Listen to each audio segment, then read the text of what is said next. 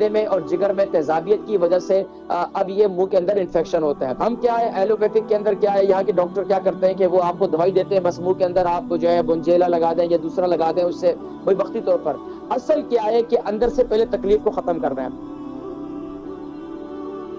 अस्सलामु अलैकुम वरहमतुल्लाहि वबरकातुहू। वालेकुम सलाम। ये मेरे अब्बू का सवाल है। उनकी एज 60 और वजन 70 है। उनको डायबिटीज भी है। अक्सर उनके मुंह के अंदर गम इन्फेक्शन हो जाता है। एक मिनट, उनकी उम्र कितनी उनकी उम्र आपने कितनी बताई? 60 जी। और वेट जो है 70 जी। जी, आप बताइए सवाल। डायबिटीज भी है उनको अक्सर गम में डिजीज है, बार बार गम इन्फेक्शन हो जाता है। उनको किस चीज का डिजीज है? डिजीज है गम इन्फेक्शन। अच्छा, किस चीज में इन्फेक्शन है? गम मुंह में गम। अच्छा, मुंह में गम जी, मसोड़ों में जी। जी। डायबिटीज भी है। अच्छा, ये बताएं कि उनके इन्फेक्शन जो है उनके यानी मसोड़ों से अक्सर खून आता रहता है? जी। इन्फेक्शन एंटीबायोटिक बहुत खाए है। अच्छा, इसके अलावा उनके मैदे में तेजाबियत रहती है? उनको सीने में जलन रहती है? जी। असल में उनके मैदे में गर्मी वगैरह है, तो मैं इंशाल्लाह जिक्र करता हूँ, आप प्रोग्राम देखें इंशाल्लाह। बहुत शुक्रिया कॉल करने का।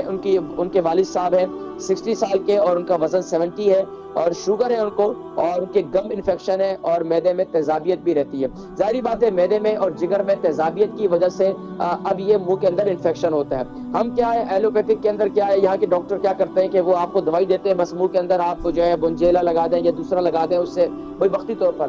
असल क्या है कि अंदर से पहले तकलीफ को खत्म करना है। आपके मैदे में, आपके जिगर में गर्मी है, उसके लिए क्या करें, रात को सोते वक्त आप सोते वक्त मेथी दाना 1 चम्मच को ग्राइंड कर लें।